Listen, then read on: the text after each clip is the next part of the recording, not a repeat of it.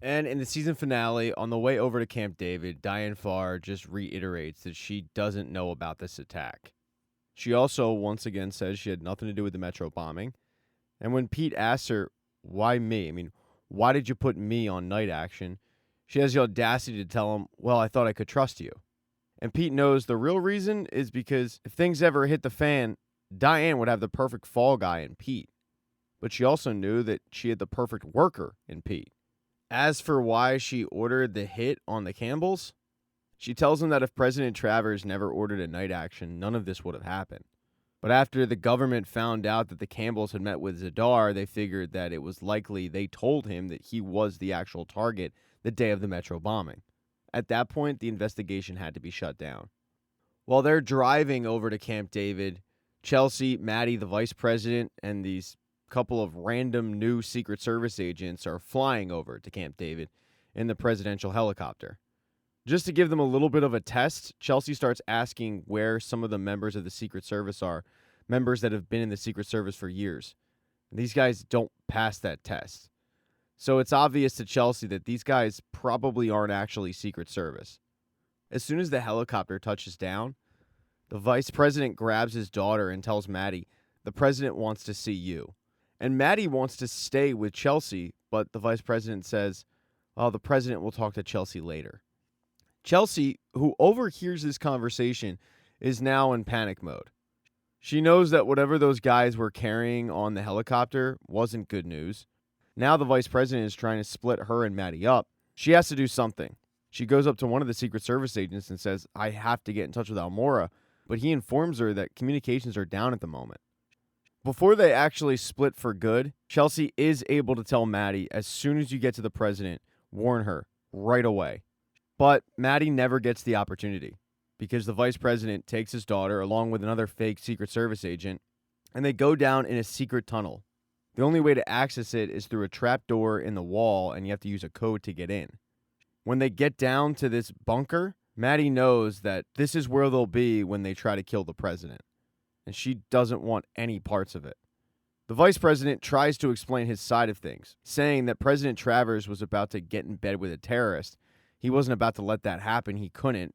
It was his duty as vice president to do something.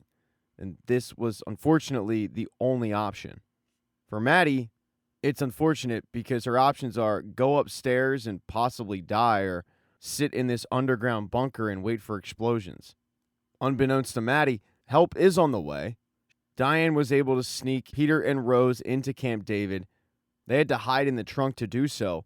And the first person that Diane Farr finds is Ben. He wants to know what the hell she's doing there because she's not supposed to be there. And she doesn't explain anything. She just says, I have to talk to POTUS right away. As Almora and Farr head inside to argue, Pete pops his head up and notices that there are no Secret Service detail anywhere around, which means the president isn't there. They start to get out of the car to go try to find the president, warn her like that, when they hear a gunshot. That's because inside, as Diane was trying to tell Ben that there is a bomb on the property, they have to get in touch with the president's Secret Service detail. One of Wick's guys shows up, notices Diane Farr, and shoots her. It's not fatal, but then he shoots Ben Almora, and that one is fatal. Upon hearing the gunshot, Peter runs in, and he tries to catch the guy, but he's unable to. Wick's henchman did end up getting a positive ID on Peter, so now, all of Wick's men on the property know that Peter and Rose are there. As they're trying to plan their next step, Diane, who's badly injured, tells both of them that there's a communications building on the center of the property. Everything at Camp David runs through there. Wick would know to hit it. But Rose thinks that maybe she can fix it with her cybersecurity background. So that's where Peter and Rose head. As they head out to go try and fix this communications problem, Chelsea gets to work. She's basically been sequestered by one of these faux Secret Service agents.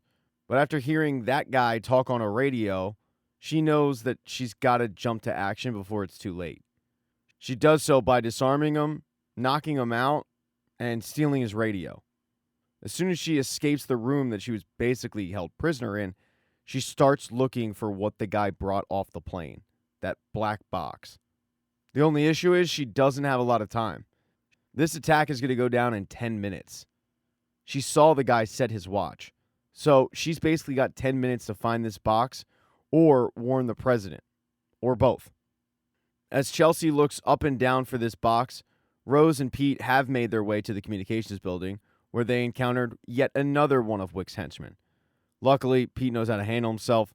He knocked him out, and Rose is able to get to work on getting the communications back up. Just like Chelsea, though, Peter and Rose also know that they're on borrowed time, because they were able to grab one of the radios that Wick's men are using, so they're kind of on the inside. They know that the attack is going to go down in 4 minutes. But Peter can't wait around for Rose to work some computer magic. He leaves her there and goes and tries to stop it on his own. So Rose is working on communications. Peter is trying to warn the president. Chelsea's looking for a bomb. And Maddie has had enough. She just flat out tells her dad, I'm not doing this anymore. I'm not going to put on a smile, act like everything's okay. I'm not going to be your little puppet. I'm leaving. And the vice president tries to explain to her once again that it's of the utmost importance she stay where she is. It's a matter of literal life and death, but she doesn't want to do it. So begrudgingly, the vice president says, okay, let her out. But he knows full well that once they let her out of that bunker and she tries to make her way back upstairs, she's not going to actually be able to get out. So he's basically letting her out to her death. Hey, all for the greater good, right? But Maddie Redfield always has her guardian angel looking out for her because Chelsea Arrington is able to locate the bomb. She's able to clear out the entire lodge where it was being held, and thanks to the fact that Rose was able to get the communications back up, Chelsea then grabs a radio and warns the president's detail that there's a bomb and they need to get out, divert. So in a matter of 3 minutes, Chelsea was able to find that bomb, save the president, and to complete the trifecta, she hears somebody screaming for help and she recognizes the voice, and she narrowly is able to punch in the code and get Maddie out of the bunker in time, saving her life as well.